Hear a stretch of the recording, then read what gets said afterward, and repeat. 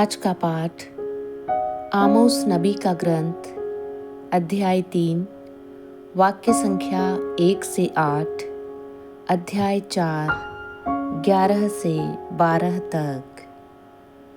इज़राइलियों सुनो, प्रभु तुमसे उस समस्त प्रजा से जिसे वह मिस्र से निकाल लाया है यह कहता है, मैंने पृथ्वी पर के सब राष्ट्रों में से तुम लोगों को ही चुना है, इसलिए मैं तुम्हारे अपराधों के कारण तुम्हें दंडित करूंगा।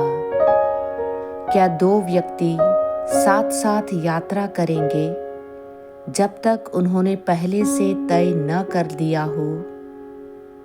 क्या सिंह जंगल में गरजता है जब तक उसे शिकार न मिला हो?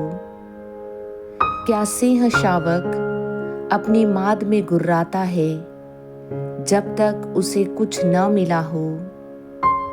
क्या पक्षी पृथ्वी पर फंदे में पड़ता है जब तक उसमें कोई चारा नहीं हो? क्या फंदा जमीन पर से उछलता है जब तक उसमें शिकार न आया हो? क्या नगर में सिंघे की आवाज सुनाई देगी और लोग डरेंगे नहीं?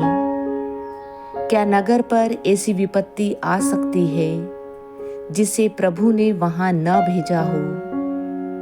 क्योंकि प्रभु ईश्वर नबियों अपने सेवकों को सूचना दिए बिना कुछ नहीं करता।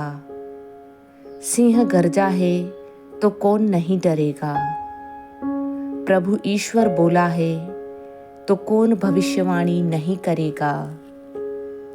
जिस प्रकार ईश्वर ने सोदोम और गोमोरा का सर्वनाश किया था, उसी प्रकार मैंने तुम पर विपत्ति भेजी है। तुम आग में से निकाली हुई लुआठी जैसे बन गए हो। फिर भी तुम मेरे पास नहीं लौटे। यह प्रभु की वाणी है। इज़राइल, इसलिए मैं तुम्हारे साथ ऐसा व्यवहार करूंगा, क्योंकि मैं तुम्हारे साथ ऐसा व्यवहार करूंगा। इज़राइल, तुम अपने ईश्वर के सामने आने के लिए तैयार हो जाओ। आज का सुसमाचार संत मत्ती अध्याय 8 वाक्य संख्या 23 से 27 तक। ईसा नाव पर सवार हो गए और उनके शिष्य उनके साथ हो लिए। उस समय समुद्र में एकाएक इतनी भारी आंधी उठी कि नाव लहरों से ढकी जा रही थी, परंतु ईसा तो सो रहे थे। शिष्यों ने पास आकर उन्हें जगाया और कहा, प्रभु, हमें बचाइए, हम डूब रहे हैं। ईसा ने उनसे कहा, अल्पविश्वासियों, क्यों डरते हो?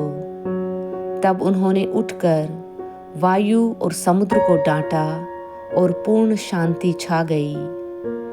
इस पर वे लोग अचंभे में पड़कर बोल उठे, आखिर यह कौन है?